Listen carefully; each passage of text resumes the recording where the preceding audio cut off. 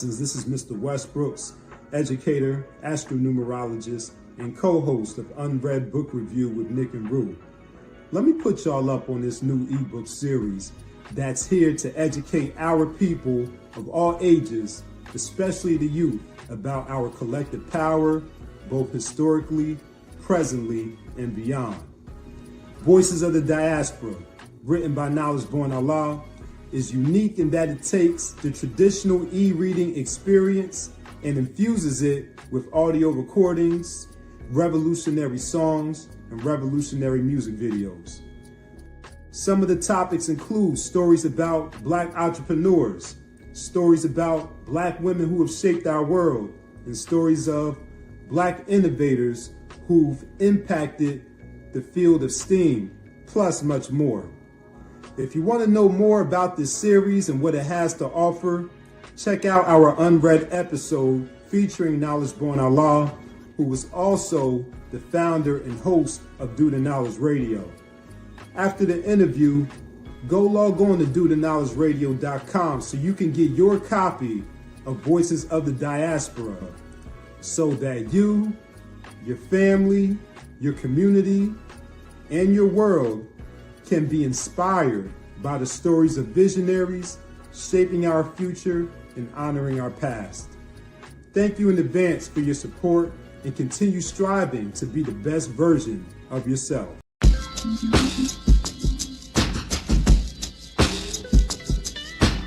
Late night shit.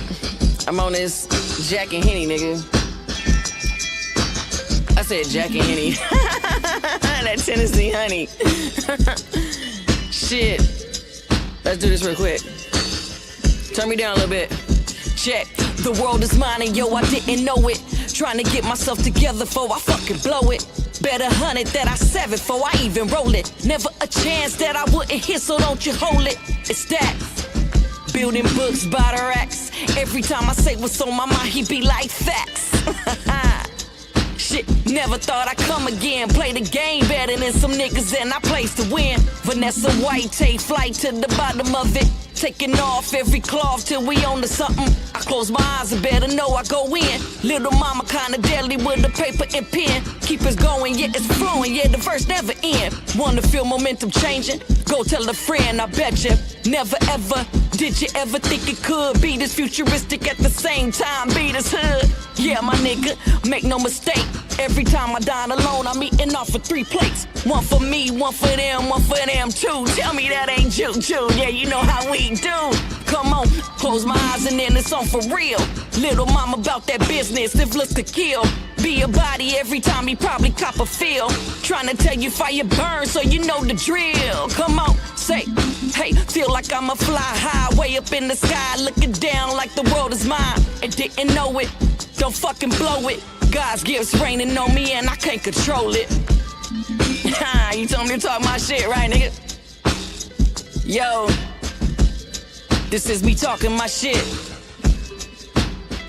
Come on. This nigga told me, he told me to trust the process. I'm like, alright, fuck it. This is me trusting the process. Come on, feeling emotional. You wanna do verse 2? You want me to just go into it? Alright, fuck it. Check.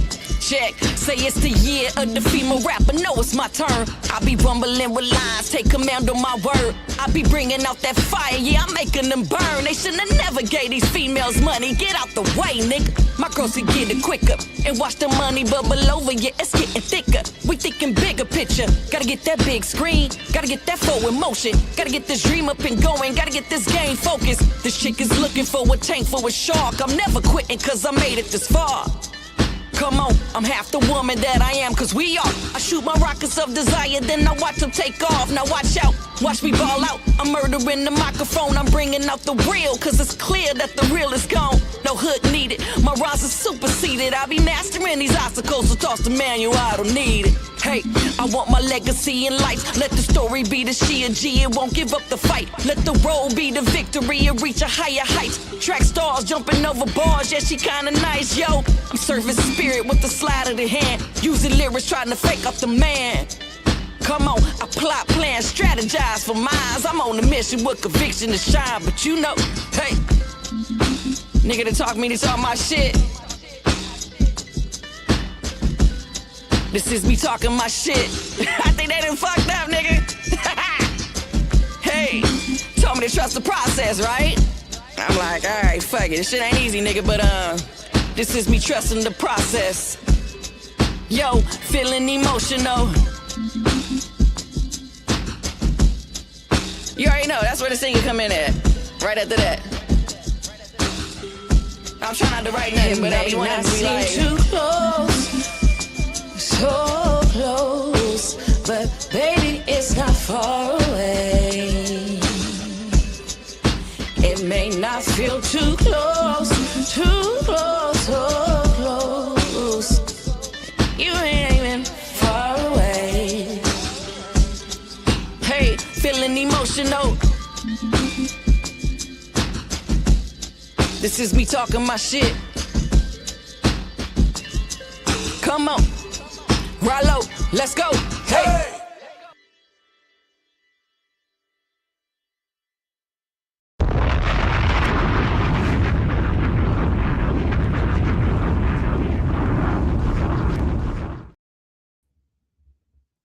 If you was gonna start a show in tribute, if you was gonna start a show in honor, if you was gonna go in the time machine and go forward and look back, if you was gonna have that Sankofa effect in the time space continuum, that's exactly how you would start.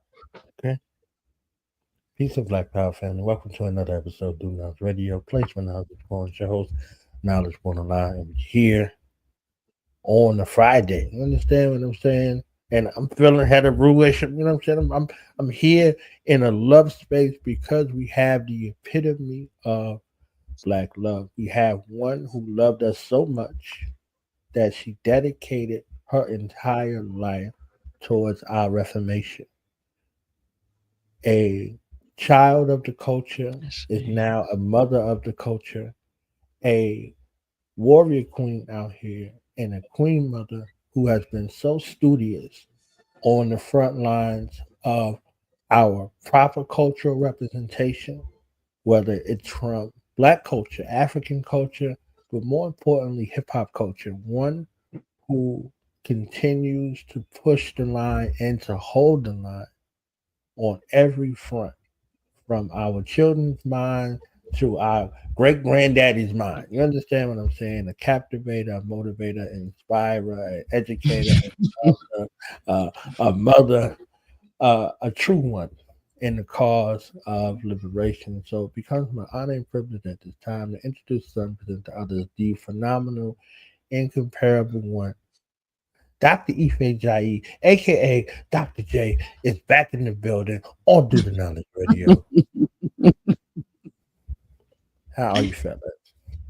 Oh man, thank you for having me. You feeling all the feels. Can you hear me okay? Yes, ma'am. Okay, I'm in order. You can hear me okay? I am in order. Okay. I'm in order. I love listen, I'm so humbled. I'm so humbled. I'm so humbled. Thank you for the introduction. Thank you for the love. Thank you for the acknowledgement. Thank you for showing that video. That video, I don't always sit back and take inventory and look at the work that we've put out. But that video is so sentimental for me. So I give thanks to be able to see that, myself and be reminded of the journey, man. That's a very special video for me. And you could have played anything, but to give thanks for that one, that's a very sentimental, and it still makes me emotional to watch it. It's an honor to be able to be a servant of our people and of our culture. And I do consider myself just that, a servant. I take no,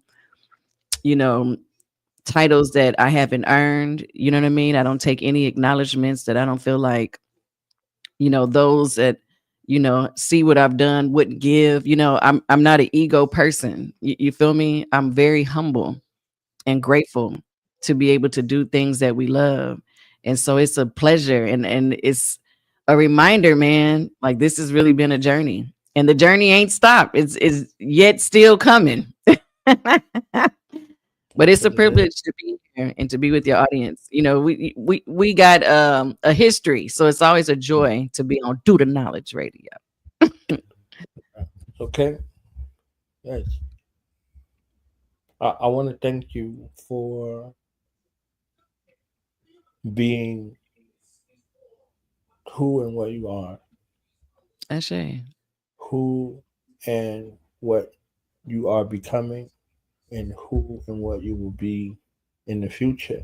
And when we no longer here in the physical realm Ashe. and we return to the ancestral realm, the people that will find your work, your contributions, 10 years later, whether it's your ancestral line in particular or our collective ancestral body, I want to thank you for who you Yeah. are in the now, right? Ashe. Right now. So, Ashe. Yeah, I received that. That means so much to me. That means a lot. And thank you. Yeah. It's a lot of people that have paid a lot of dues, man. And as you show that video, you know, there's some comrades that have inspired me so much. And I have to acknowledge, you know, Mutulu Shakur in right, most of everything that I do because he taught me so much about diligence. You know, if you can imagine someone being incarcerated and still having no excuses to get things done. right. Mutulu taught me without it being a formal lesson, just by his example. He Hmm. always was doing something, always, always writing, teaching, producing, creating. And to think of the conditions that he did that under, it's it makes me feel like I'm bullshitting if I'm not doing something because I'm not behind bars. I don't have the, you know, same obstacles that he had to face. And so the responsibility to be productive, you know, and then the love, he did it because he knew that our people needed it and needed someone to love on them and to fight for them and to advocate for them and to speak for them. You know, and so Mutulu's picture is here in my kitchen. I keep him up with me everywhere because he's inspired so much of what it means to be a soldier. You know, and that's why I said it's a servant mentality. You know, some people are very not that, and I don't necessarily get into that, you know. Right. But Mutulu taught me by his example what that looks like to be self-sacrificing. You know what I mean? And so I give thanks for the legacy that he left. I give thanks for the legacy that we've been privileged to be able to see. I give thanks for the relationship that he and I shared as mentor, mentee, as business partners, as comrades, as family. You know, but when we think of people like him, we get those same feelings. You know what I mean? Right. The examples of what it looks like, you know, the dedication, the hard work, the patience, you know. And so I dare say that I just want to carry on the legacy of people that came before me, like Mutulu, you know, Right. like my comrade Nipsey Hussle, you know, that Right. was a very dear friend of mine. We didn't have maybe, you know, a super close relationship as he started to really mature in his career. But in the very beginnings of his career, that definitely was one of my brothers. And to see his sacrifice, an example that he's done, you know, I really do feel like too much is given, much is expected in return. And I've been privileged to have these men at my table, quite literally, to eat with Right. them, to break bread with them, to drink with them, you know, to laugh with them. And so then it becomes, well, what am I going to do? I better do something. You know what I'm saying? I better do something. Yeah. So for you to recognize that is just humbling for me because I don't do it for any of those things, but to make my people proud. You know what I mean? Yeah. So give thanks. So we're here as a reminder, you know, we're here as a reminder of one another. And For at least 2 decades of my own recollection, the work that you put in the movement. I know it goes back to your birth, so it's longer than 2 decades. But what I personally witnessed with at least 2 decades is noteworthy and powerful. Today is the 25th anniversary of Let's Get Free. Oh, Today, right on. literally. So Right look at on. the synchronicity of time and space, and you were one while folks might have been sitting on their hands, dead struggle, dead win. You understand what I'm saying? Like you Right. inherited a revolutionary spirit from your own family, right? Right And on. put it into practice and put it out there in the world. And you found a clever way to be a grand connector, a grand unifier in those trenches where folks don't go, even though they say they for their people. You understand what I'm saying? Right. They might Right. go to the factory, they might go, to these other places, but they ain't going in the slums. They ain't going in the jungle. You understand what I'm Right. saying? So for you Right. to inherit it and find a way to bring us there and bring us from the streets to the realm of academia. You understand what I'm saying? Like so, and speak in the rooms and places where we might have talked about going. Well, we need to let them know what it is and blah blah blah. Like no, no, you literally put it on the line. So I want to start with this question: what is it truly like to be or to transition from a child of the revolution to a mother of the revolution? That's a great question. Um, Let me sit and gather my thoughts very quickly. So, I think a part of what I want to say is that, there's something very special when you're raised around a lot of people that you don't necessarily understand who they are to the world, but you just love them and you admire them. And, you know, y- you learn later how big of an impact that they have made. And then there's becomes like this shift in your brain computer, quite literally, especially as they start to become elders and you see that they're, slowing down a little bit once where they might have been, on their feet for an entire program. You now see that they want a chair to sit still or, you know, could go on a march and do the things and go full force, but now they need to pause for a little bit of water and a little bit of rest. You know what I mean? So I think that a part of the transition for me has become a greater awareness of the legacy of many of the people that we've been privileged to be raised around. And so, when I think about my academic work, I can't help but pull on, my own personal family. My father was an educator. My aunt, Aminatu Moja, founder of Quilombo Cultural and Academic Institute, is a absolutely revolutionary educator.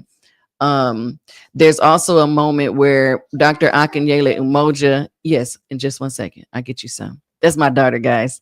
But yeah, my uncle, hey, yeah, use my daughter. But my uncle, Dr. Akanyele Umoja, he probably was one of the first people, yes, that I saw be in an academic space in a collegiate level. My aunt obviously built her own institutions. And so see, institution building was very powerful.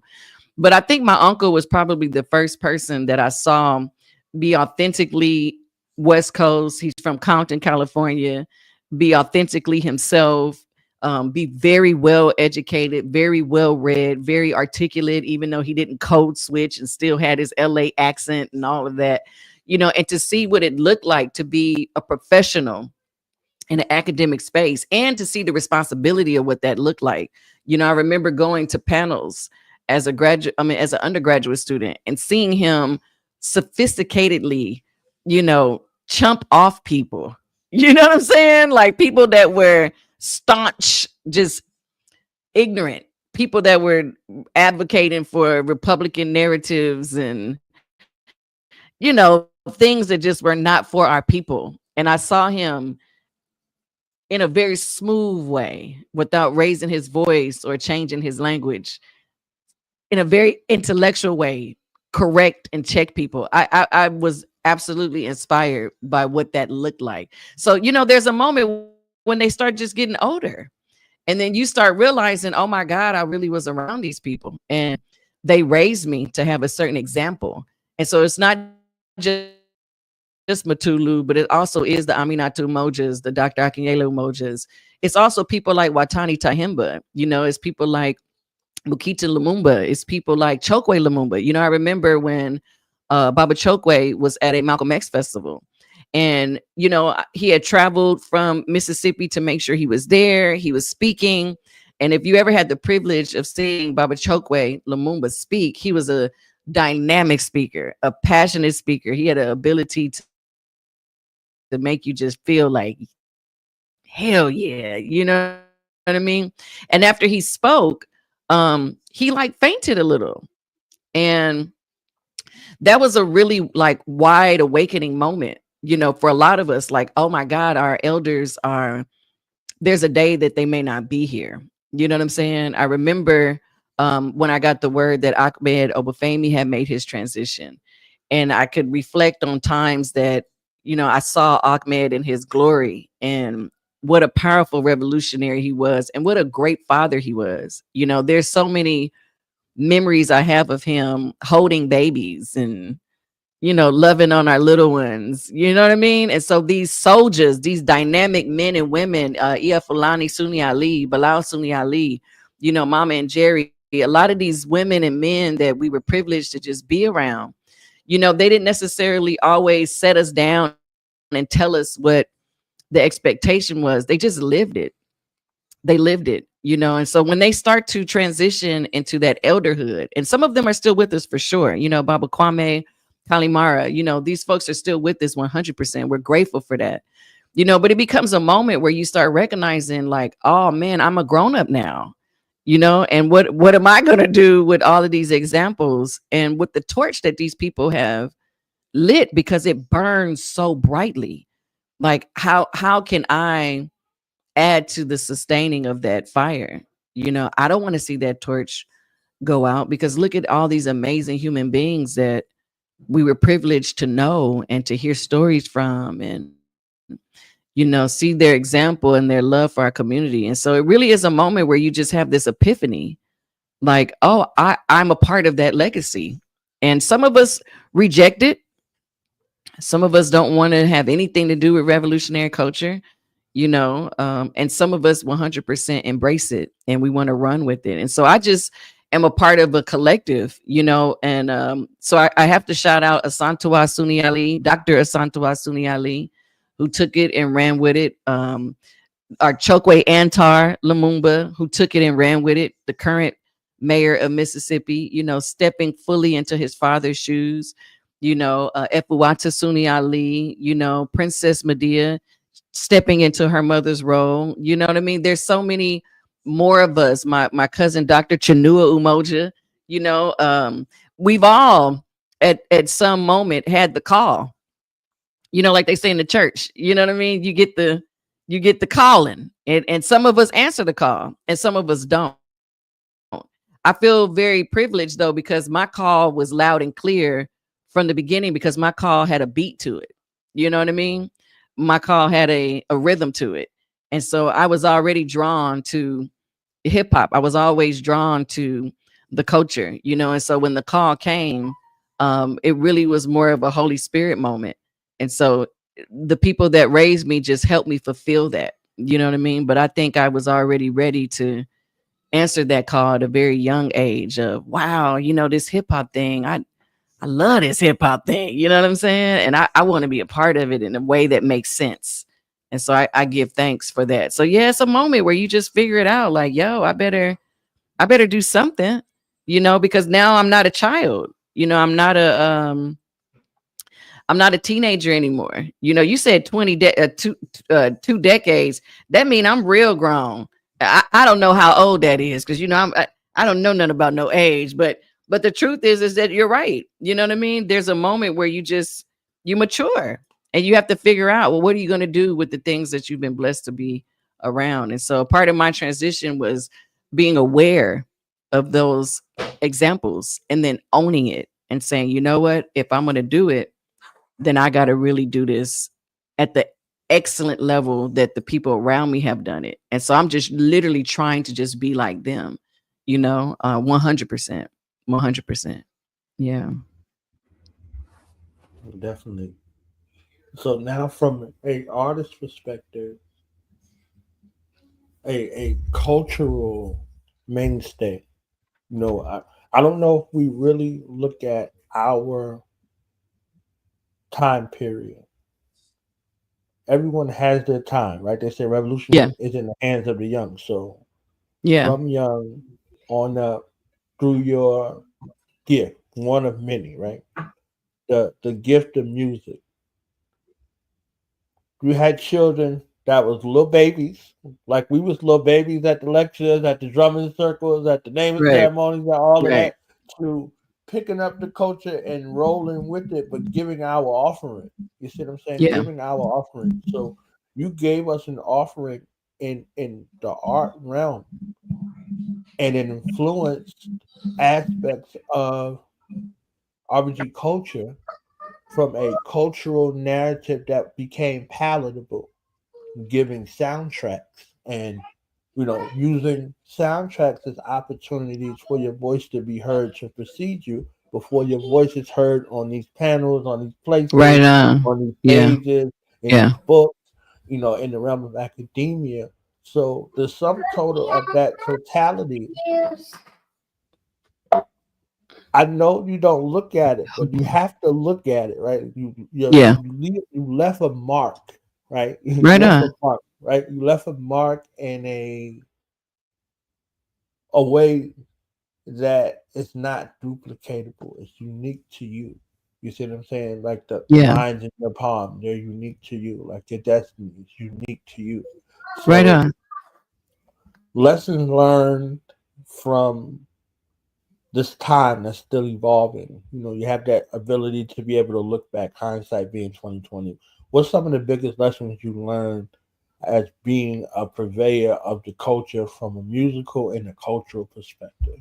Yeah, that's a great question. You always give good ass questions, yo. Yeah, that's why I love coming on Do the Knowledge, because we really be building, man. And I appreciate that. I think one of the things that I learned really quickly was my gender. I became very aware that I was a woman trying to do this. You know what I'm saying? Which is very different than my male counterparts. And shouts out to all my brothers out there that's been holding it down. But there's a moment where, it's a difference because I'm a woman, and then looking at the larger culture, what are women usually doing in hip hop? You feel me? A lot of the imagery and the narratives of women in hip hop are things that I wasn't necessarily relating to, things that I wasn't necessarily embracing. You know what I mean? But I loved it though. I didn't necessarily have a problem with it. It just wasn't the fullness of who I was as a person. So for instance, I remember listening to Little Kim, hardcore. That was one of my favorite, rap albums at the time. I was I think I was might have been a teenager when that came out, or like middle school, something like that. But I was really young, and I remember thinking, I'm not supposed to be listening to listening to this, right? But the imagery and the sexuality, it was fascinating, but I couldn't do that in my house. You know what I mean? I couldn't portray those types of things in my home. My family wasn't standing for that. My examples weren't women that looked like that. I was actually telling somebody the other day that I remember being raised by a collective of women that, our sexuality was something that we talked about in private. That was a part of what it was when we got into our sister circles and our safe spaces. And, that's when the women would talk about, things that were sexual, or our sexuality. That wasn't something that we spoke about in public. You know what I mean? That wasn't taboo, but it just wasn't tasteful. You know what I mean? I remember being raised around women like Mama Sanovia, Sanovia Muhammad, and as a Muslim woman, we never saw her hair. That was a part of her discipline as a steward of Islam. You know, I remembered that type of example of womanhood, So I learned very quickly that if I was going to be a woman within the culture, one of the things that I had to kind of stamp, if you will, was not compromising certain realities of what it meant to be a woman. So if you notice, if you really look at my work, and it's funny when I say it like that, because I don't usually talk about myself like this. I love these opportunities, but as I just think about it, the intentionality of what I did, I don't really talk about sex, and I don't really talk about sexual things. That's not that's not my contribution. I don't judge women who do that. There's women that do that far better than I could, that embrace that lane and they embody their sexuality, and they own it and they claim it and they use it for whatever they use it for. But that just wasn't my reality. That wasn't my reality, So my music never talks about sex. I don't talk about it.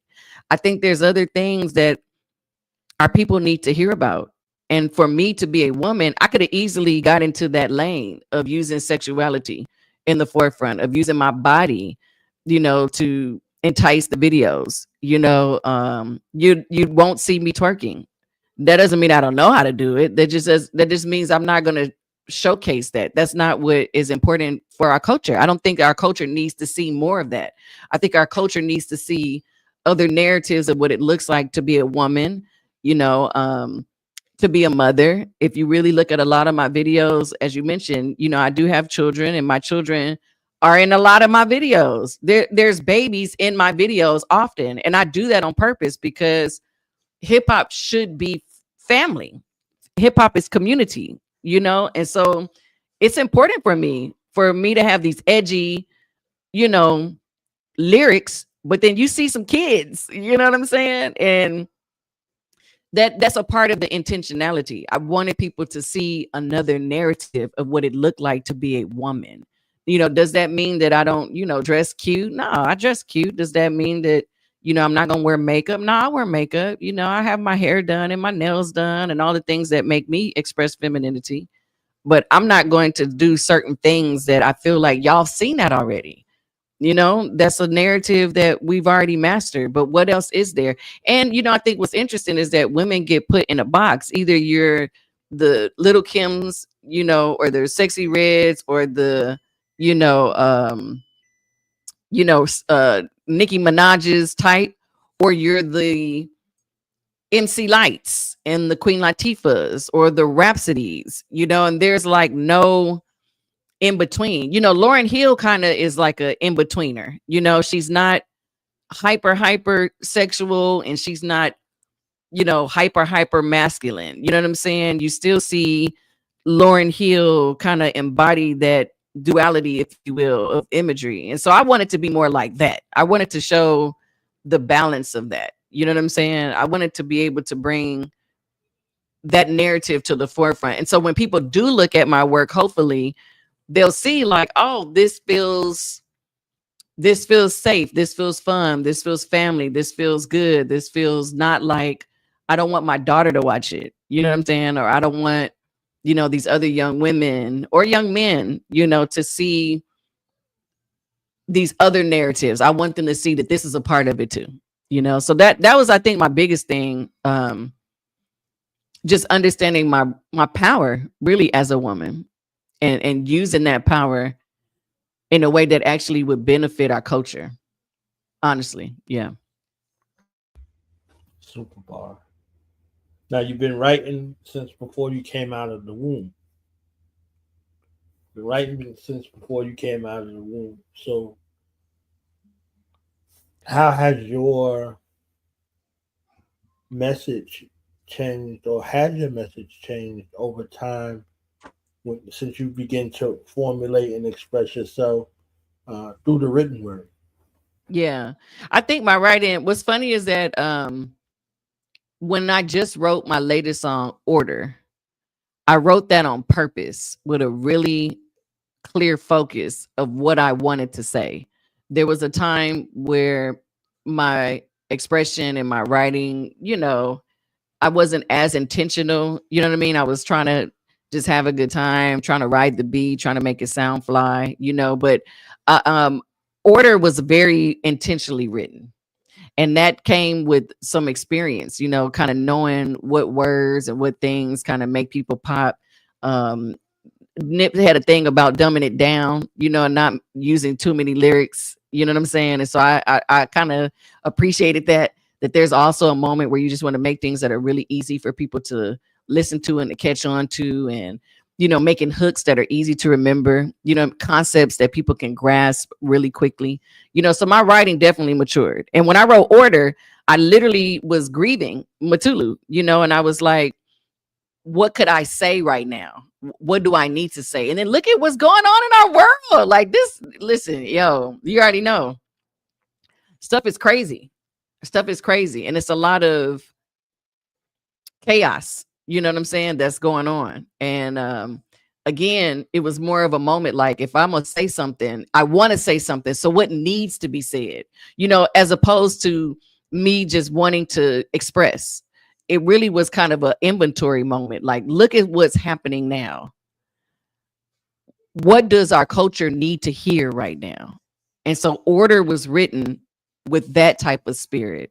This is what the people need to hear right now. Let's get in order. That announces off top that something's out of order. You feel me? Let's get in order. And then there's a line that I say very specifically, what the gang need is a message in the music if they gon' speak. And that's a part of that wave as well. Like, yo, hip hop celebrated 50 years. Hip hop is doing great. Everybody loves the culture. But this culture is supposed to be a tool, or it needs to be considered still as a tool for our liberation. And if y'all are not going to use it in that way, then our responsibility is to remind you that that's what this is supposed to be used for. It can be to party, it could be to get money, it could be to celebrate our sexuality or all the other things. But at some point, somebody needs to be reminded that a message is supposed to be put in this music also. So shouts out to Kendrick Lamar and DJ Mustard for the latest project that they put out, because there's moments that are inspirational. When Nip dropped Victory Lap, that was motivational. You know what I mean? People felt the message in that music, and you see how people gravitate to those to those artists, to those songs. People gravitate like hell to it because there's something in us that's craving a message. You know what I'm saying? So yeah, my writing was super intentional when we wrote Order, extremely intentional, and I wanted it, and I hope that intention is received. I hope. That's my prayer. For real, for real, for real. That's my prayer. Well, your prayer is answered because it is answered. Ashe. I want to read something from this article I've been binge reading for like the last 3 weeks. And I was like, let Okay. me just get Doc on here because this is epic. Like the sixth element of hip hop. Long live the spirit of the hustle. Okay. You understand what I'm saying? Like, I love every single jot and tittle of Ashe. these holy writings that you gave out here today. Ashe. Give thanks. The way you describe this resistance music, like a human, you know what I'm saying? Like a human, like a family. You understand what I'm saying? Like Yeah. you humanized what excuse me, mainstream or the dominant culture capitalizes off of and demonizes at the same time. So you make Yeah. billions of dollars off and then you backhand it every time. You understand what I'm Yeah. saying? So Yeah. hustling is perhaps the unintentional consequence that derives from the space of lack, the space of depriv- uh, deprivation, a space that Yeah. requires ingenuity, creativity, passion, intellect, social maturity, vigorousness, street smarts, legalese, entrepreneurship, audacity, and vision at Yeah. minimum. You Yeah. understand At what I'm saying? minimum. Like Yeah. the marriage between what we say hip hop culture is and what hustler is. It don't Yeah. start with hip hop, but Right. I believe that it becomes alchemically infused in a Yeah. way you can point right to it and say, "Yeah, this is what my great grandfather was doing." You understand what Right. I'm saying? Like so Right. you can marry the worlds together. It becomes a tool where you can marry all of the generations together And I think you did so brilliant with Give saying, thanks. look, you push this in your face right here. Like, nah, don't duck over here. You understand what I'm saying? That one Yeah. little chord I'm teaching ain't enough. Like, nah, this Right. is it. Not gonna play like this is not, you know, a world changing genre. You know what I'm saying? Yeah. So when I thanked you at the beginning, I definitely thank you for your commitment to African culture, RPG culture, but then like Ashe. giving this the academic presentation that it's due in your form, not Yeah. compromising your form, your integrity, none of that. Like nah, Yeah. this is what we're discussing today. Oh, doctor, Right. I have no idea. Oh, you're gonna learn today, fam. Sit your ass Right. down and get in order. You understand what I'm saying? So, what was this Yeah. journey like for you? And then reading it, and then its dissemination out, and people like, what are people saying about what you do? Yeah, so I appreciate that you took the time to read it, man, to be honest with you. And I'm working to revise it. I'm going to do some upgrades to that because I did reach out to the Journal of Hip Hop Studies to publish it into that article, which would be a wonderful, wonderful, wonderful opportunity. And they did give me some real feedback to kind of take it and make it even bigger. You know what I mean? So that we can really make the point very, very clear. You know what I mean? So I'm literally in the lab now, reading and rewriting and revising and revamping that whole narrative because, as you mentioned, the process was really kind of like, yo, hip hop had turned 50. And you start seeing that there's people that are billionaires based off of the culture, and you see that the culture has went to this global phenomenon. And it was a moment also when Nip died that I was like, okay, it was a reason why he called himself Nip Hustle. And if you look at the interviews from his brother Black Sam, shouts out to Black Sam, Sam always calls him Hustle. He doesn't call him Nip, he doesn't call him he doesn't call him Ermias, he calls him Hustle. So that, it gives me chills when I hear that, because I think his brother understood this larger spirit that his brother, you know, possessed. It was this hustle spirit. It was this by any means necessary spirit. And so when he calls him hustle, it's a tribute to that. You know what I mean? It's a tribute to that. It's a tribute to that. And so as my opportunity came to be a writer, a speaker, a scholar of hip hop, I was, again, what does the game need? You know what I mean? What does the game need? And it was a moment where I wanted to start showing people, like, look, we got hustled in this genre. There should be schools and institutions and businesses and communities that have been built off of the finances of hip hop, but we don't have that. And I wanted to remind us in a way that what we have is this genius, though. And this genius created a whole genre of music that is globally consumed, mass consumed. We need to be reminded of what that element is. What is that spirit that really has taken us to this place of making this global phenomenon? And then knowing the history of hip hop. Hip hop was made out of nothing, quite literally, out of nothing. Of a little bit of something's here and there. So let me say it that way, of a little bit of something's here and there. But it essentially took some kind of hustle spirit, some creative ingenuity to bring all these little somethings together into this cipher of global phenomena. Give me just 1 second.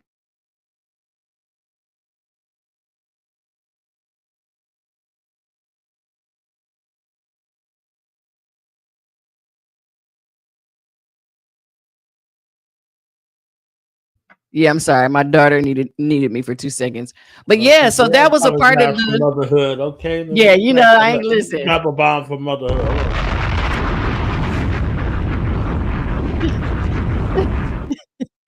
Drop a bomb on it don't stop. Yeah, that's my mini me too, though. So I love my baby girl. But yeah, so that was the thing. That was a part of it. The hustle thing was really it was something that I wanted us to reclaim and to really bring back into our vocabulary, to understand what is hustling for real, for real. That's why I started off in that article talking about Booker T. Washington and the idea of, when somebody's stealing, in a context of oppression, that's survival. That's not a crime, and just visiting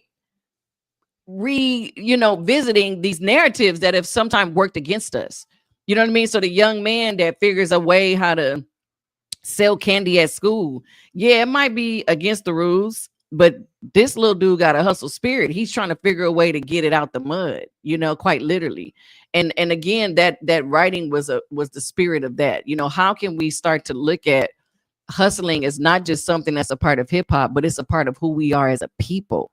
How can we take a platform like YouTube and then turn it out to do the things that we want to do? To do the knowledge radio is not what people intended for us to do when YouTube was created. They didn't realize that revolutionary culture was going to be a part of this wave of the YouTube podcast or the YouTube whatever. But it's the hustle in us. Oh, we're gonna use this platform to disseminate this information to our people. Bet, thank you. You know what I'm saying? We're gonna use it to our own liberation, and in a sense, that is the hustle spirit that we came with from the very, very beginning of us coming into this new colonial project that we call America. We've been hustling from the very beginning. And then look at the product of what that hustling has yielded us. Some of what we can argue is that it yielded us one of the greatest musical or most popular or most lucrative musical genres that we've seen in African American music history. Hip hop is a $1 billion industry, and so for us to now kind of revisit that, I hope that people at the end of that read, and that's why I'm revitalizing it and revamping it, because I want people to see at the end of that read that we got played in a way because we gave hip hop in the wrong hands. We gave it to the wrong people, and we really need to go claim it back. And I remember a time where a lot of the record labels, when they came up as independent Black record labels, a part of what came with that success was that you sold your label to like the major. You know what I mean? So Capitol Records bought whatever company, these Time Warner whatever's bought the small, company. You feel me? That was a part of what we thought was getting on, because they might have paid us a lot of money, but in retrospect, that they hustled the shit out of us. You know what I'm saying? And there should have been a moment where we never lost Cash Money Records. We never lost Death Row Records. And shouts out to Snoop for buying Death Row back. But the Death Row of now, he hopes, and I'm sure he's working really hard to create it as Death Row of old. But you remember that time where people had their own labels. You know what I'm saying? And that was a part of our hustle spirit. We created our own record labels, and then we sold them. And what would have happened if the narrative was, hell no, we're not selling nothing? You know what I'm saying? Like, y'all gonna have to get this music through us, and we become the gatekeepers of our own culture. You would have seen more millionaires, billionaires. You would have seen more people have way better intentions with what they did with their profits. You would have seen perhaps even Black Wall Streets pop up in small communities over and over and over, because now everybody is sitting on M's. And if you got signed to the label, it was a team that looked like you. You know what I'm saying? And then we could have discerned who's hot, who's not, instead of these record labels determining that for us. So, that just was, this one of my mad scientist moments, man. I just realized that hustle spirit needed to be a conversation again. You know what I'm saying? And the way that the culture was going was like, this shit is starting to turn against us. We're starting to be demonized for that hustle spirit, and it's starting to be, the narrative is being rewritten, and who's rewriting this? And I don't want us to go out like that, so that's why I wrote that article. And I'm hoping that as I continue to formulate my ideas, that they become more crystal clear, so that anybody can read it and still get the same, the same intention that I'm putting in it. But yeah, the hustle spirit is a part of who we are. It's a part of who we are. It's a part of our survival. And that's something to be proud of. That's something to be proud of. 100%. Their conquest, they don't downplay them. They make them a part of the curriculum to be studied. Right. You understand what I'm saying? So, right. No doubt. The necessity for our conquest to be shared, to be studied, and my series, Voices of the Diaspora, volume 1 through 6, I go through that for that reason. They Mm. short excerpt. They like they not that many pages. You understand what I'm saying? Because folks not reading, so you got to touch Yeah. both of the hemispheres in their brain. You got to have some music. You got to have everything that's going on, and like, all Right. right, boom. You see what I'm saying? And my case study was my children, my son. I was like, Okay, yo, right on. I wrote these books. They was like, oh yeah, word, daddy, because they like, oh shit, daddy done wrote a Bible or a Quran. You understand what I'm saying? They Right. like, Right. I'm like, did you read it? I sent it to you. Like, they like, yo, I'm gonna get to it. I said, Yeah. fam, it's 20 pages. They're like, oh, all right, no doubt. I'm gonna read Right. it right now. Right. Right. Now they going to school like my daddy write books with like what your daddy do, fam. You understand what I'm saying? So That's it beautiful. went from something that was like, all right, because I do got the Bibles that I'm writing. You understand what I'm saying? But it's Yeah. not that. Yeah. Like I needed some things done, proof of concept, my name out in circulation. So when the Bibles and the Qurans do get written, they're like, all right. You understand what I'm saying? But they I know love that it. there's a body of work Yeah. that exists for Yeah. that space. So Yeah, and we what you and we said, need you. That's the whole G. We need our own stories, man. We need our right? own interpretations of things. So, I give thanks for all of you what you've done, especially in being an example for your children. That's powerful for your Yeah, sons to they be able about to to say write that. some books because of that. You know what I'm saying? Yeah, They ready writing their books and thinking through because of those things right there. So right I'm on. thankful for that. But Yeah, right on. hustle is forever, right? Hustle, like so Yeah, that word and that people and that movement, they all yeah, intertwined. You see what I'm yeah, saying? So like the earliest thing I heard from Nick was hustle in the house. You know what I'm saying? yeah, With that little crisscross mix in the yeah. background. You know what I'm saying? Right, Like, yeah, right. hustle in the house. So from Yeah, hustle in the house to hustle and motivate.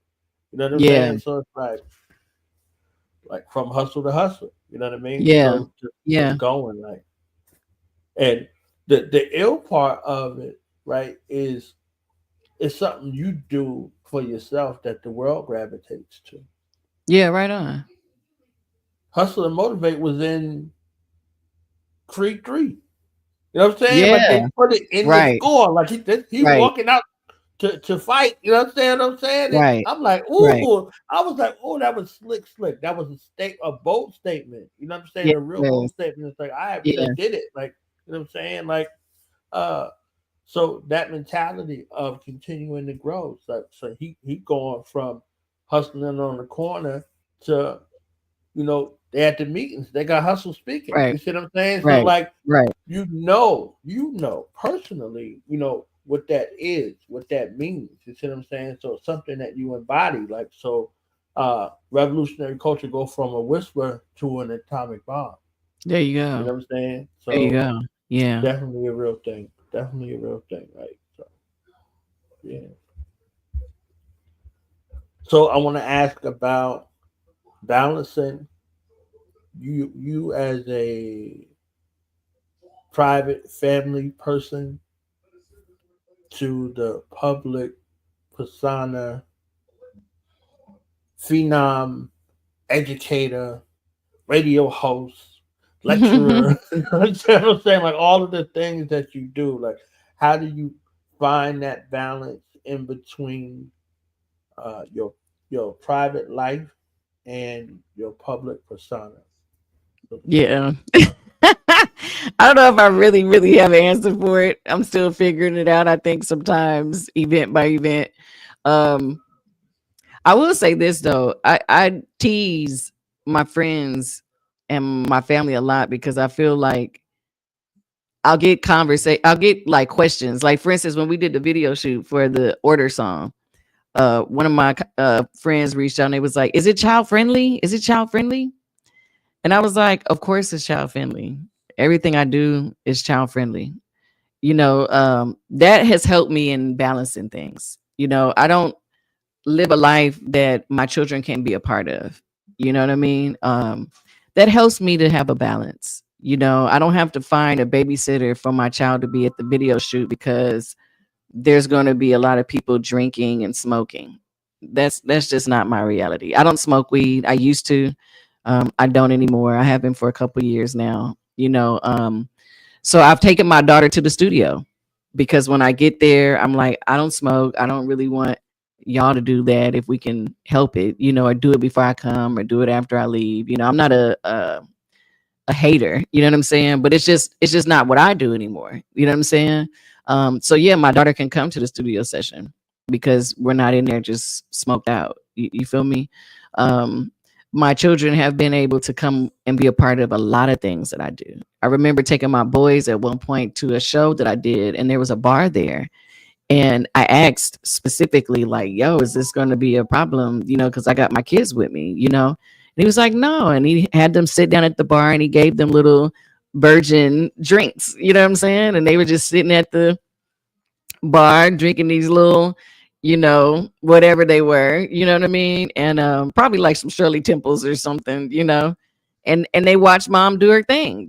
So I think a part of my balance is not trying to live a life that was like, what am I trying to say? Compartmentalized. Like this part of me is the rap part, and then this part of me is the mom part, and then that part, you know what I mean? Like there's been places where I've been able to say, no, my family can come.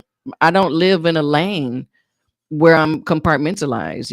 When we do a studio session, my people are there. When we do a video, my people are there. If we do a festival, I love being able to host festivals. They're not festivals where they're inappropriate and they're not family friendly. My people can come. My children are there. My partner is there. I'm a very loyal woman. You know what I mean? And so as my man comes around, he knows that, yeah, I might be dealing with my brothers and I got love for my brothers. You know what I mean? But I'm also a very loyal woman. So I don't use my sexuality to broker relationships or, make people think that I'm, trying to do something that I'm not, so that my fiance can come around and he feels confident and strong. And he's like, what's up, brother? How you doing? You know what I mean? So I try to live a life that, I'm not one person in one way and then I'm another person in another way. I try to make sure that I'm authentically myself in every single thing that I do. And at the end of the day, I'm a teacher. You know what I mean? At the end of the day, I'm a teacher, and so my career is not something that is, it doesn't compromise me, so I'm home when my son and my daughter are home from school. I'm home. You know what I mean? When my boys are doing something on the weekend, I'm off. You know what I'm saying? I don't live. I'm a soccer mom. You feel me? So shouts out to my girl Nyambi who dropped this song called Soccer Mom. I use it all the time when I post pictures of my son playing his games. But I give thanks that I haven't compromised myself. I'm not a stripper. I don't dance for a living. A lot of women do that. I don't smoke weed. You know what I'm saying? A lot of people do that. That's just not my lane. I don't really get invited to, things that are outside of my lane. You know what I mean? I might get invited to a club to come perform at a club and all of that. And that's cool. You feel me? And I'll show up, no problem. But for the most part, I have a balance because my life is not isolated. All of these things are conducive to who I am, and a part of that is just being true to myself. There was a time that I smoked a lot of weed and my kids, it would have been awkward and uncomfortable if my kids were there, and I kind of just naturally matured out of those spaces. A lot of that came from my spirituality and my spiritual obligations, why I don't smoke weed anymore. I'm a child of Shango. And so that's just not a part of what we do, as Shango people, at least that's the expectation of what we don't do, and so when I really got into my spirituality, I understood why that was a part of that discipline, and so, yeah, part of it is just not having a life where it's all over the place, that I can be myself in all of these spaces and it makes sense, you know what I mean? And I could be proud to take my children around and don't feel like I have to put them up somewhere because I don't want them to see mommy doing something that I'm not proud of, Yeah. Great I question. love how you said that I don't know if I got an answer and gave the greatest answer in the world. I love that. I love just for the record. Okay, in case you was wondering what I thought about the answer that you gave, that you said that you didn't have at the Yeah. moment, but you did, and you did it very thoroughly, very detailed. You understand what I'm saying? Appreciate it. It's my truth, man. It's my Right. truth. Yeah. So you educating young people. First of all, what does that feel like? to continue on the legacy of educating young people. And what are we missing? Because we have children, but I don't even know if we even know that we have children some of the time because of the bustle. You understand what I'm saying? We out there bustling and Yeah. paying bills, and you got McDonald's money. You understand what Right. I'm saying? Right. Like, so what are Right. we missing with these young children, these geniuses that are seeking to communicate to us that we need to get in on? Yeah, I love being an educator. You know, I teach at a community colleges. And so a lot of my students are a range of ages. You know, I have folks coming straight out of high school, 18, 19, and I have folks that are coming into a second wave of life, 30, 40, 50. You know what I'm saying? One of the best things that I love is teaching our people the truth. And that's the thing that's missing is the truth. You know, we have to tell our stories and we have to tell the truth of our resistance. That is the part that's most gratifying when you can teach our students and our children, you know, Asada Shakur is a real person. She really was incarcerated and they really got her out of jail. And they're like, what? That really? No, that really happened. Or Jonathan and George Jackson, they were real brothers, you know, and they really did some real trill stuff. What? Yeah, for real. You know, or even exposing the truth. You know, we're living in an age right now where people are scared to death about the truth. They don't want to talk about anti racism. They don't want to talk about white supremacy. They don't want to talk about things like colonization and imperialism that's going to make folks uncomfortable because that truth is ugly. And so that's where we at with it right now. We have to tell our children and our students and our comrades and our friends and our family the truth of who we are. Even the narratives about where we come from. That's always a fun moment to tell our people, you know, we didn't all come from those slave ships. You know, some of us were already here. I just got the Ivan Van Sertima book because I want to reread that now that I'm an adult and my brain computer functions a little bit differently. And there's a woman named Dr. Toni Humber that really took up his work. And she started to research Olmec heads and went down into the pyramids in the caves of Mexico and saw for her own eyes these reliefs of dark skinned, dark melanated people living in Mexico. You understand? So there's a moment where we got to be the truth tellers. That is our responsibility as those of us that take the time to do the knowledge. We really do have to tell the truth and be gangster with it, not be scared about it, not wait for the mandate to come to say, oh, you can't talk about this anymore. We got to be bold enough to be like, damn that mandate. I don't care that y'all not with diversity or equity or inclusion or, you know, the anti-woke movement. Y'all scared to death of what's going to happen when we start telling the truth. And so that's where a lot of my joy comes from, man. When I'm in that classroom and we're talking about whatever we're talking about, and it's like, but let me tell you how it really went. You know what I mean? And again, I love being able to take on the work of people like Dr. Toni Humber, Dr. Akinyele Mocha, Dr. John Henry Clark, Dr.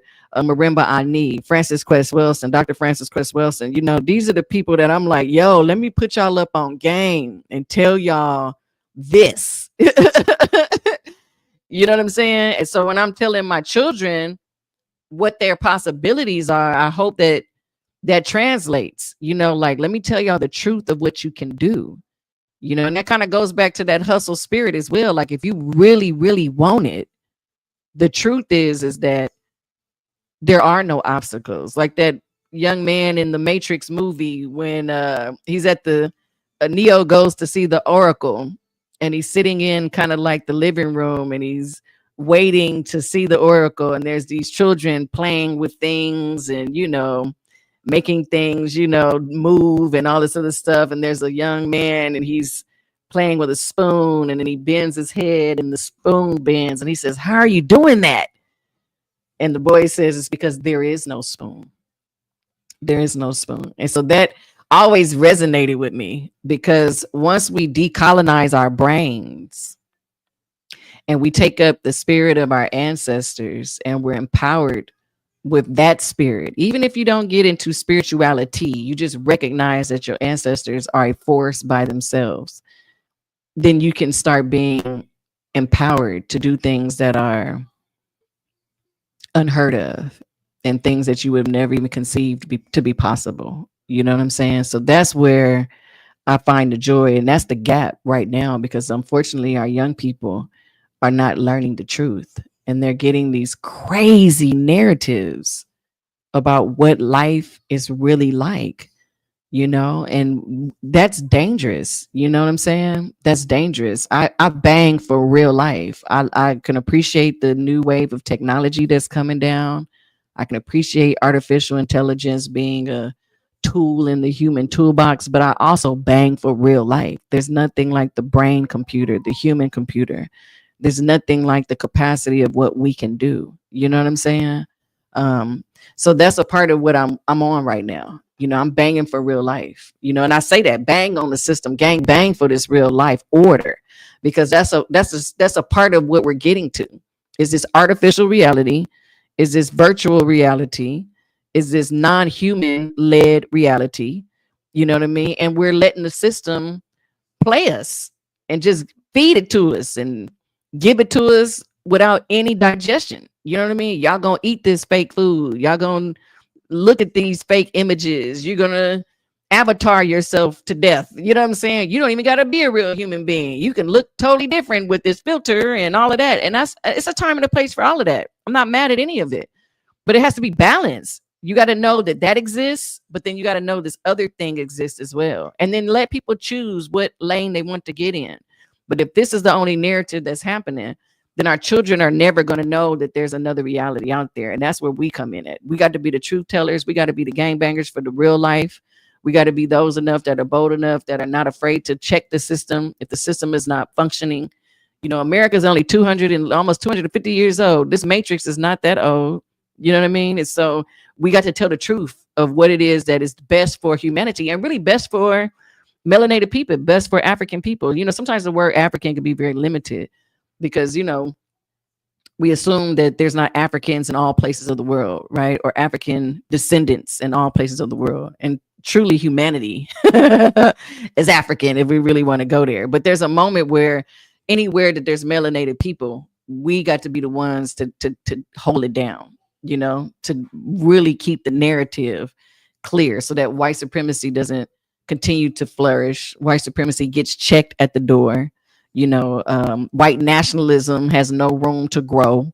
You know what I mean? We have to be the ones that check that shit, and so a part of that is telling the truth and calling a spade and saying, yeah, y'all may not be racist, but you're white nationalists, and that's real. Or you may not want to say that you don't want to talk about diversity, but that reads like white supremacy, bruh.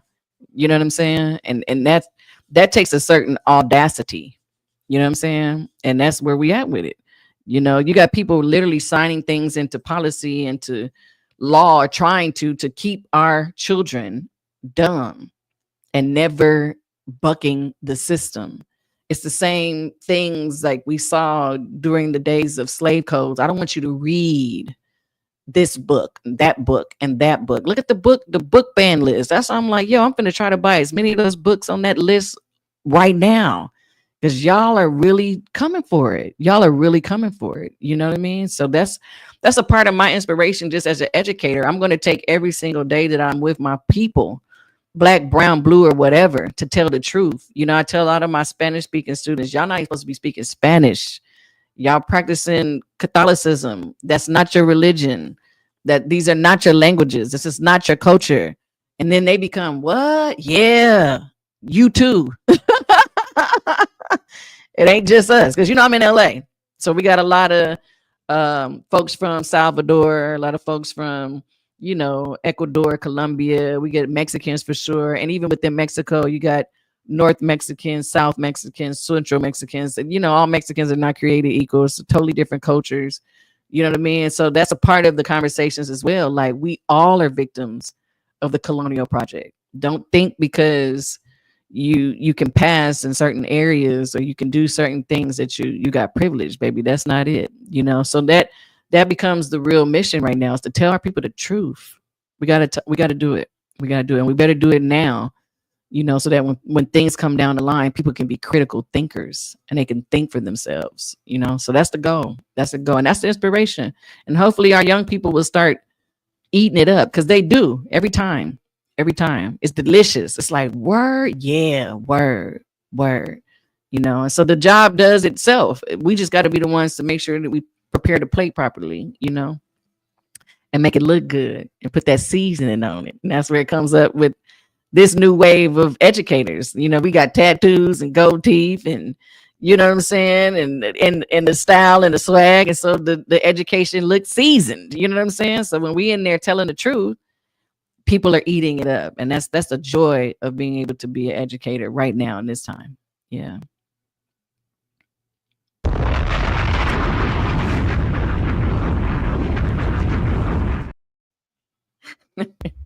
Bombs. I love it. Okay. Right.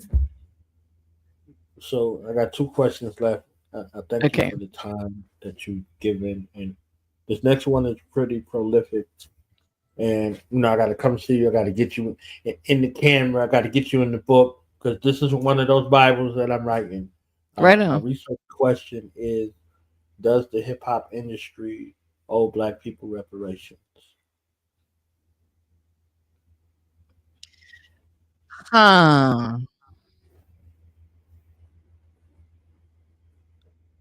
You know what?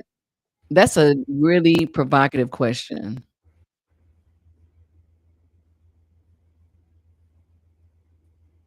My brain computer is glitching out. And so the first thing that comes to my mind is no. And I'm going to say why I say no. Because at some hand, reparations alludes to this idea that you weren't complicit, that you weren't willing, and that somebody did something against your consent. And because of that atrocity, they have to repay you. Some of our hip hop pioneers willingly gave this shit away. Willingly. Some of them did not. Some of them were played and pimped out of it. Some of them were very complicit in it. And so there's a moment of, do I repair someone that sold me something literally, but didn't realize what value it was until after they gave it away? You almost can argue that you should have known what you had before you gave it away, versus now trying to make me repair you for you now realizing what you had and you gave it away willingly. You know what I'm saying? So there's a moment where my brain first says, nah, they don't owe us. The hip hop industry doesn't owe us, because we wasn't smart enough at the time to peep the value of what we had. And then to a certain extent, yeah, there's an element of some of us also were played. When you think about just Black music in general, Black musicians weren't ever given what they were due from the major labels. And you could trace that all the way back to the beginnings of Black music being in the mainstream, whether that's blues, whether that's rock and roll. I was just watching the Little Richard documentary, which is one of my favorite documentaries right now. And Little Richard was played. They played him for a variety of reasons. Some of it was his sexuality. Some of it was his genius, not just being understood at the time. In that sense, he was played. You see what I'm saying? When I think about people like TLC being multi-million-dollar producing artists, but actually not being multi-millionaires themselves, they got played. They got pimped. You understand? So there's like 2 sides of that conversation. There are some people who definitely deserve to be repaired because the industry, without their consent, took their intellectual property and capitalized on it. And then there's some of us that didn't care about any of those things and wanted to just get a bag. And we consciously said, no, I'll do that, or I'll sign that paper. You know what I'm saying? The Diddy thing, I hate to admit, has exposed some of the ugliness of the industry in terms of how people have been manipulated. Sometimes people are grossly manipulated, through menacing means. You know what I'm saying? Whether that's sabotaging somebody's name by catching them and tricking them into an act that they didn't want to do, and then recording it, and then threatening and using that video to get you to do what you wanted them to do. You know what I mean? So we can't deny that there's a level of like wrong that has been done to artists in the game, but I think that's a very hard question to like pinpoint. What I think now is more of the answer is for artists to realize their value, for hip hop artists to know their value, to be able to come to the table and say, no, I want my masters. No, I want control 100% over this. No, I don't want to just take this whatever 360 deal and get a little bit of money and a little bit of fame. You know what I mean? I think now people have to be a lot more aware. It's like a woman that works on Figueroa. I got Fig right here up the block from me, right? And there's a lot of women that walk up and down that block working for somebody else. But then there's also a woman that exists and says, well, I know exactly how much this is worth, and I'm going to act accordingly. You know what I'm saying? Now, they call them usually outlaws because they don't have pimps. But the truth is that you got to know your value, and you got to really be able to say, if I'm going to give my intellectual property, this is how I make sure that I'm getting the most of my value. And artists have the power to do that right now. And if we all had that same standard, then you could minimize the wrongdoing, because now I'm not compromising myself just to get on. You know what I'm saying? Now I'm making sure that everything makes sense. Business is making sense. My image is making sense. My royalties are making sense. You feel me? Like, stop being so hungry to get out of the poverty that we've been existing in. And I understand that. I understand the depravity. I understand the poverty that many of us are just sick of, and we want to just get out of it by any means necessary. But don't be so hungry to get out of that you compromise everything. You know what I'm saying? So yeah, that's my answer to that question. I think it's a twofold moment. Yes and no. Yes and no. Yes and no. The biggest goal is that you peep that we a product. Hip hop is a product. And if you want to position yourself as a product, then you got to know, and you have to set your own value. Period. You can't let nobody set the value for you. And be bold enough to hold your line. Don't compromise. Don't compromise, because the bag looks good now. Many of the artists that we see and we love, it's a privilege to see those whose families actually still benefit from their art. Bob Marley's family, his children, still benefit from his art. Tupac's family is fighting for that.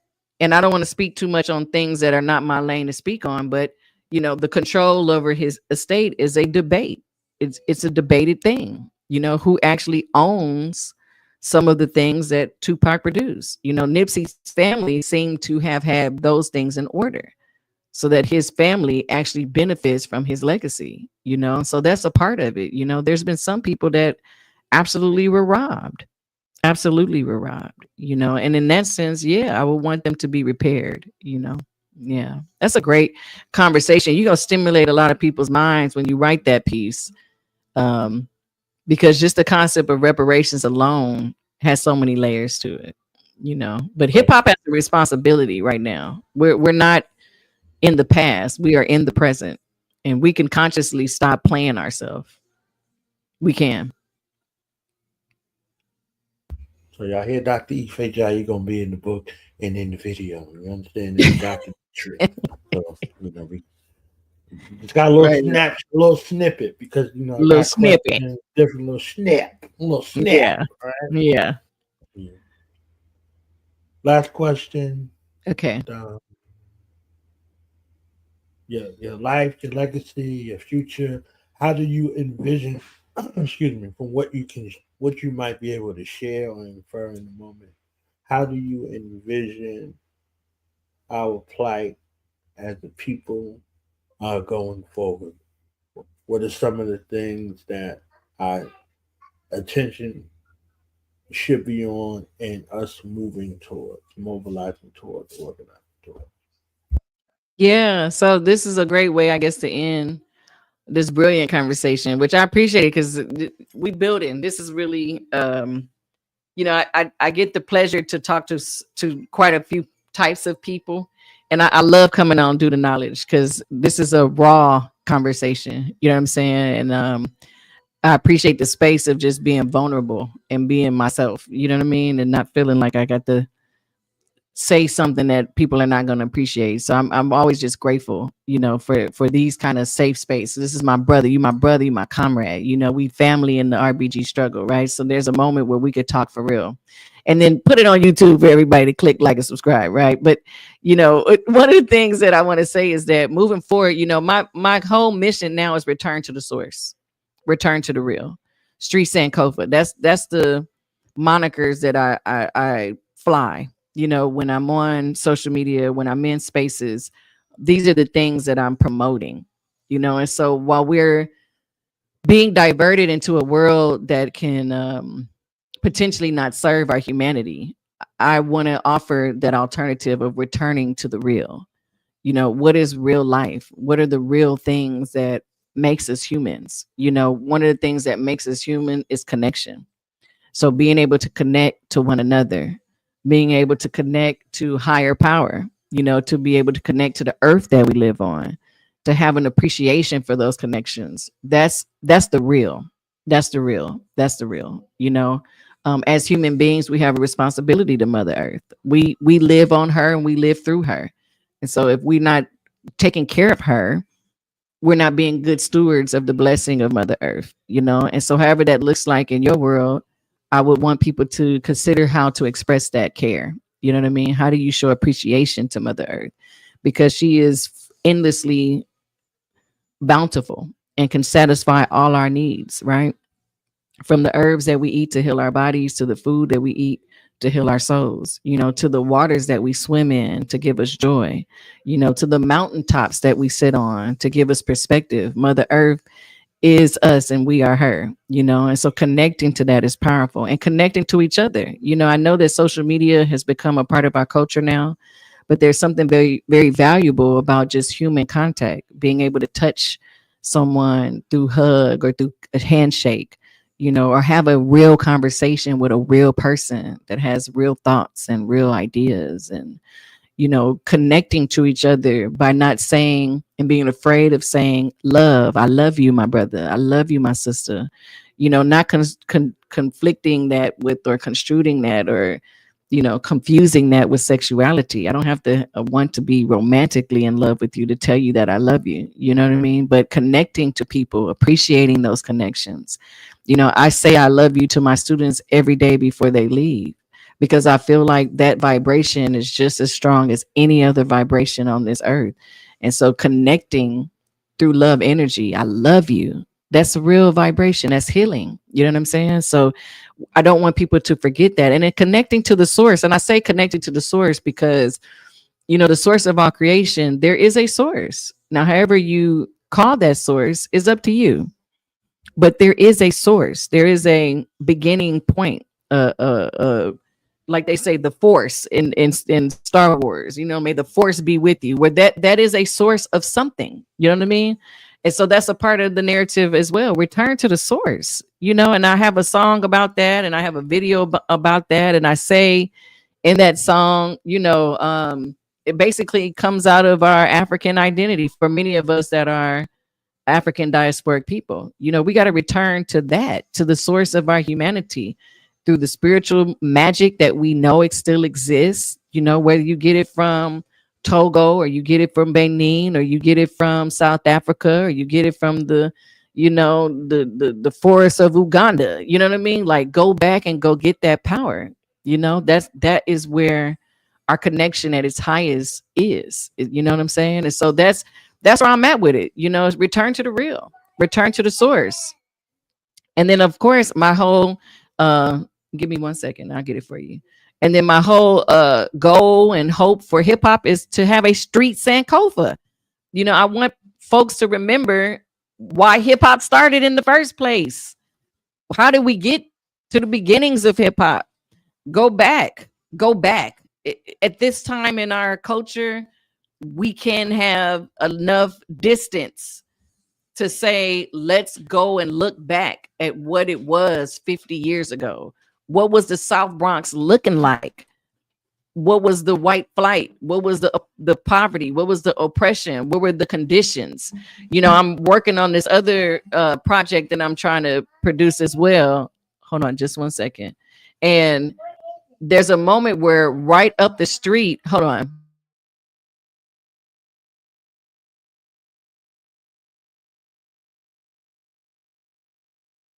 Okay. There's a moment where I realized that right around 1973, where the South Bronx was creating hip hop, just a few blocks up was the South Bronx Lincoln Detox Center that Mutulu Shakur helped to create, that was healing people from the heroin epidemic and putting people on, you know, drugs and using just poison to try to heal us, right? The methadone clinics and all of that, right? There's a moment where people need to go back and remember this story of how hip hop literally was born off the tail end of revolutionaries, right? So there's a moment where I'm hoping that people that are passionate enough about the culture will now go back and look at the culture. Because as we know, Sankofa is a spirit of doing just that, going back, looking at the origins of things, and then be very much inspired and intentional on how we're going to move forward. And so that is a part of what my dream is for hip hop. If I can leave this earth today and have resonated that spirit of street Sankofa to the culture, then that would give me great joy as a Egungun, as an ancestor, because I would hate for people to forget the spirit that created and birthed hip hop. You feel me? And the rap music has always been in consistency and connection with revolution. It was the way that it was birthed. You understand? So that's the goal. Return to the real. Return to the source. Let's go on this street Sankofa together. And that's my mission.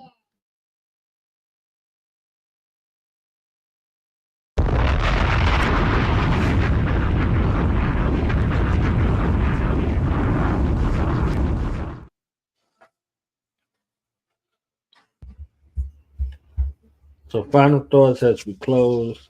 Doc, thank you for who you are, where you come from, what you're doing, what you learn, who you sat with, who you gleaned from, and continuing to be a constant source of motivation, inspiration, and elevation, and an example of what it means to return to the real, to go back and fetch it, to and look Okay. forward, and be certain in uncertain times. So final Yeah. thoughts where people can find you. Because Yeah. I be hearing you on the radio. You understand what I'm saying? I be hearing you on the radio. Okay. You know what I'm saying? 90.7 FM. I'll be like, oh, We got a little bit of a pause right now. They changed some of the programming up, so I hop on KPFK when I can. I'm hoping we can bring the Street Sankofa show back as a regular scheduled program. But right now, I feel if anybody wants to support me, my biggest thing is to tell a friend, man. If you are inspired by what you hear today, if you're wanting to support Do the Knowledge Radio, tell a friend that this show exists. You know what I mean? As people are watching this on YouTube, if you're inspired by what it is that this brother has to do, obviously my brother Knowledge Born Allah has a lot of books, has a lot of material. If you appreciate it, go tell a friend, yo, he exists. Yo, the show exists. And I ask the same for myself. You know what I mean? If you like what I have to say, go tell a friend. Each one teach one is the way that we really do get these things done. And so if you are impressed, or if you are inspired, or you are motivated to do something, share that. Share that with somebody else. And that snowballing effect of telling one person that tells one person that tells one person, that's how movements literally become larger than us, and that's how movements get started. The power really is in the people. You feel me? And so as the people have conversation, then the nation have conversation. So if you rock with it, follow me, all that good stuff, but tell a friend. More than anything, tell somebody. Spread the word. We out here. we out here doing the knock. You We out understand here. what I'm saying? Doc, I love you. Honestly, Love you too, my brother. Y'all continue to be great, and may our ancestors and may the Most High continue to cover y'all, motivate y'all, and as we hustle and motivate out here. You understand? I shaded that. Yeah. Peace and love to you. All right. Peace and power, everybody. You know what I'm saying? The LA stay in me, you know what I mean? I can say that's 80. I'm shooting for 100, nigga. Let's get this money, Ralo. Yeah. Fuck married to the game. Fuck fame. Fuck standing for nothing and standing for something, you end up the same. Fuck using this music to push that confusion. The power will prove it. It's the return of the source, nigga. It's your tuned in depth and say, of course, nigga. It's your damn flat tie, I say like folk, nigga. Looking for something that's different. Give you exactly what's missing. It's the return of the source. It's the bottom of the night.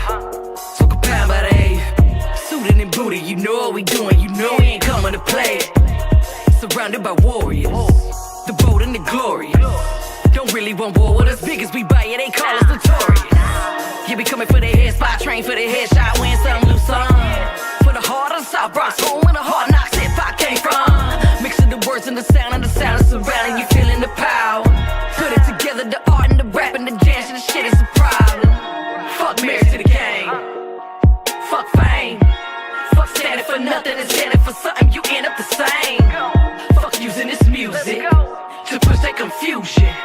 The power will prove it. It's the return of the source, nigga. It's your tuned in depth and say, of course, nigga. It's your damn flat tie, I say like folk, nigga. Looking for something that's different. Give you exactly what's missing. It's the return of the source. Yeah, catch it like a vibe. Get you crawling up your spine. Yeah, it feel good to you good, cause it's good for you now that you see that you lie. Put the game in the wrong hands off with the wrong plan, give me that shit back. Talk the beat on the 3-4 verb on the end, no nigga, that shit crack. Look at the clothes, look at the drip, look at the shit we rock. Look at the chains, look at the gold, all up through my mouth. Where you think it started, we got it from. From the heart of darkness, don't get it wrong, of the source.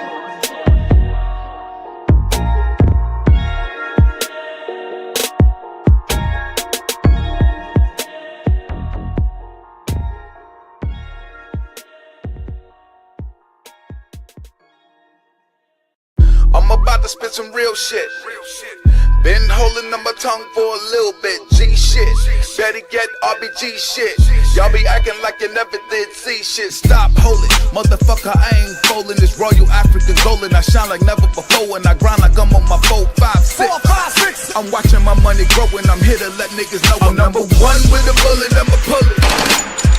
I ain't scared, we can take it to the head. Life is Russian roulette, nigga, let's make the bed. I'm about to jab. Number one with a bullet, I'ma pull it. I ain't scared, we can take it to the head. Like it's Russian roulette, nigga, let's make a bet. I'm about to jab. I'm number one with a bullet, that's a 4 pound. That's a large caliber hole inside of your crown. Yeah, shooting at these fake ass kings. Take a shit on the throne, we the resistance, you get overthrown. And the woman coming with me, fuck is you playing with? You outside of your league, that money won't help you, kid. You can have stacks bigger than Shaq. Oh, I'm really scared of you now, you serious, huh? Yeah, that shit sound good on the beat, but you ain't good on the streets. You insulated, I'm exposed to the heat. You need a buffer to talk to me. Spooky nigga, you got everything to lose, I got nothing but killers. If you ain't know my time is money, I'm about my business, you can take a second from me. Dollar, pound, euro, yen, dead presidents. Bitcoin, get going long as it makes sense. Stack paper, big plans, making my moves major. I put in work and I'm calling in all my favors. I bust a cap if you're thinking about getting vapors. It's for my people, I do this so we can say I'm number one with the bullet, I'ma pull it. I ain't scared, we can take it to the head. Life is Russian roulette, nigga, let's make the bet. I'm about to jab. Number one with a bullet, I'ma pull it. I ain't scared, we can take it to the head. Life is Russian roulette, nigga, let's make a bet. I'm about to jab. I'm number. Yeah, straight out the South Bronx, reppin' that brown blood thoroughly. For years the police been trying to bury me. Currently, police murder people over currency. Big biz, popping this interest in politics for the young folk who don't know why they even need a gun for. Free Moon Mia, free Russell Schultz. They killed another little kid about a week I'm ago. number one with a bullet, I'ma pull it. I I ain't scared, we can take it to the head. Life is Russian roulette, nigga, let's make a bet. I'm about to jet. Cruising down the street, my mind on goals. Fuck the police, I ain't studying them hoes. I see the guards on the block, go kicking some truth. So I went to do the math as I did as a youth. They say knowledge before wisdom, then comes some understanding. That's when my mind started thinking and planning. We could build an empire like Congo and Mali, and it wouldn't take much, just your mind and your body.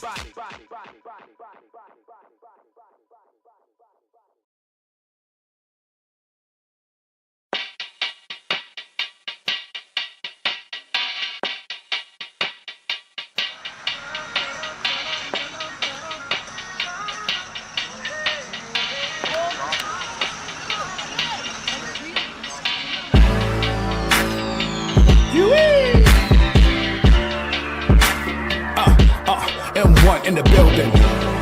Freedom ain't free. Pay the cost. Look. You gotta be like him, or be like her. The revolution gonna reoccur. We say cool, be Jalil. Who really wanna get free for real? Be a soldier, be a rebel. Who wanna take it to another level? Be a G, be a late. If you want some liberation, better start today. Don't be like Mike, we gotta be like Fred Hampton. That's right, that's what I said. We gotta be the Honda, be your Sada. Baby in the rifle, black power, mama. Don't be no snitch, and don't be no pig. The comrades come and get you, spit your wig. Let's be yourself, that's enough. What you really wanna be when you grow up? Everybody wanna be a star today. So much going on in the galaxy. Jimmy said he wanna be a rapper, but have you ever thought of being an adapter? 10 years from now, will you be able to change? Will you love the game and will you think the same? Will you think I ain't fucking with no capitalism?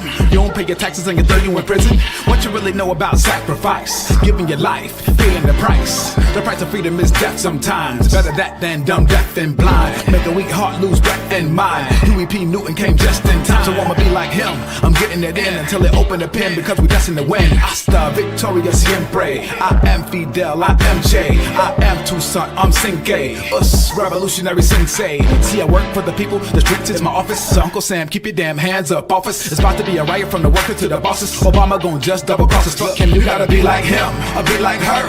The revolution gonna reoccur. We say cool, be Jalil. Who really wanna get free for real? Be a soldier, be a rebel. Who wanna take it to another level? Be a G, be a late. If you want some liberation, better start today. Be free, like a breeze in the ocean. Be free to be who and where you wanna be. Yeah, I wanna be free like Frida. Yes, I said Frida. See so much freedom every time I see her. She painted pictures, she saw herself. She painted the revolution that she saw herself. And that's real, change that's real. When you think of revolution, how does it feel? Would you risk your life or kill? Or sit in the cell like Sekou and Jalil? Brought it back for the cause. I did it all for the cause. Stay in tune with the sun and the moon. Got so much love for Russell Maroon. That's Swalsh, he's the boss. 39 years behind them walls. 22 years without no calls. Banging on the system till they free them all. Tu Lolita Lebron, viva la revolución. Siempre mi corazón. It's cause of you I fight on. You got to be like you, don't be like them. Don't be no phony, don't be my friend. Just be right there when I need you. Oscar, we fight till they free you. You gotta be like him, or be like her. The revolution gonna reoccur. We say cool, be Jalil. Who really wanna get free for real? Be a soldier, be a rebel. Who wanna take it to another level? Be a G, be a late. If you want some liberation, better start today. But if you're looking for a hero, don't look any further. Kill the revolutionary, but you still can't murder the revolution. It's absolution, because the revolution has come for our daughters and sons. Free Sekou from in jail, or we gon' give them hell. Gotta be like him, or be like her. The revolution gonna reoccur. We say cool, be Jalil. Who really wanna get free for real? Be a soldier, be a rebel. Who wanna take it to another level? Be a G, be a late. If you want some liberation, better start today.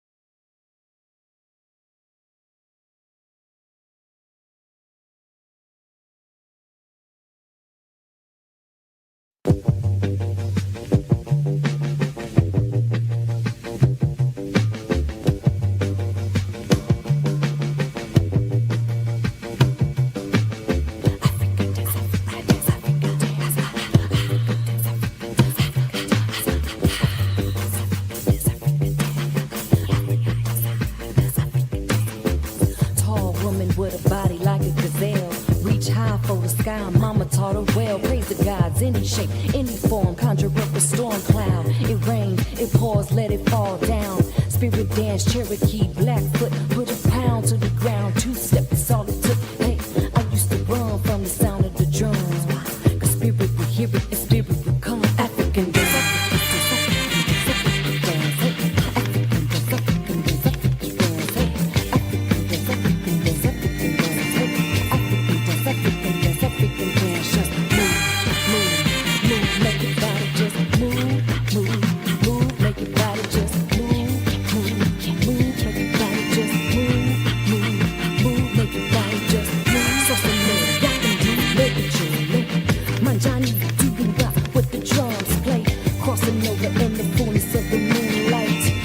Rhythm of the king can be the sounds of life. But we should dance, got me moving in the trance. Circle motion got me going and going. African dance. African dance, African dance, African dance, African dance, African dance, African dance, African dance, African dance, hey. I used to run from the sound of the drums. Cause spirit would hear it, the spirit would come. I never felt this feeling before, but my body moving around like it already know. I just release, let go. All them burdens I've been bearing, I ain't carrying no more. I reach high, feel low. Let your chakras open up, let the feeling in your soul get high, feel low. Let your chakras open up, let the feeling in your soul. African dance.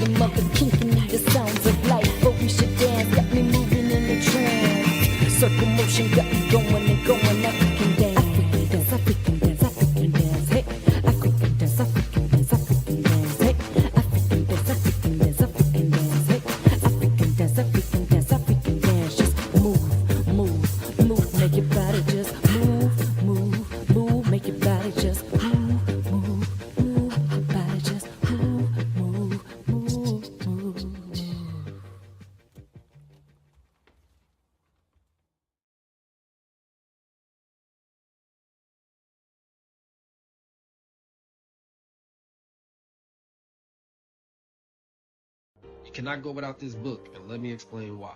Voices of the Diaspora, written by Knowledge Born Allah, takes you through countless and countless different blacks. From our scholars, our warriors, our great sisters, and even entrepreneurs. It speaks to the past, the present, and the future. There's even an action plan for us that are serious about businesses that we wanted to take on. Entrepreneurship is one of the first things that he speaks about. And if you're an avid reader, this is a 5-part series.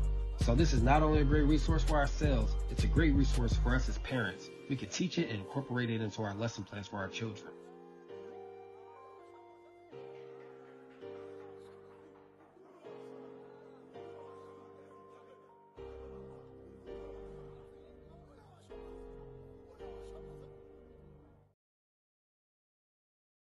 Knowledge born. What the science, baby? Yeah. Now we gonna tell them. That in front. We tell them like this, yo. I'm an African. I'm a African. I'm an African. I'm a African. Yeah, y'all like that? So no more. This man's mind is open. I'm an African. I'm a African. I'm an African. I'm a. Let's get back to the motive is best developed by recognizing the common enemy.